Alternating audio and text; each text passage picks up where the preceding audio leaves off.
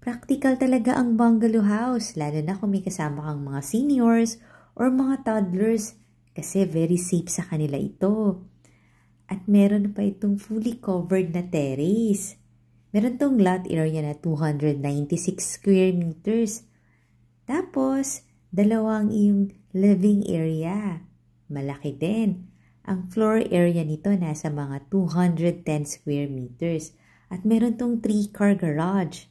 Meron ding 3 bedrooms. Ito yung isa sa mga bedrooms. Meron pa siyang common bathroom. Panoorin mo din yung full house tour nito sa YouTube channel ng Home Search Philippines para mas ma-explore mo ang bahay na to. Baka naman ito na yung hinahanap mo. Malapit lang to dito sa may South Mall. Dito ito sa may BF Almanza, isang safe, gated, and flood-free subdivision.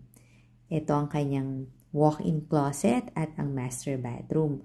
Malaki din yung kitchen at ma-appreciate mo yung helper's room kasi maluwag siya at may sarili siyang bathroom. Yung price and details nasa comment section. Call me for viewing na ha. Bye!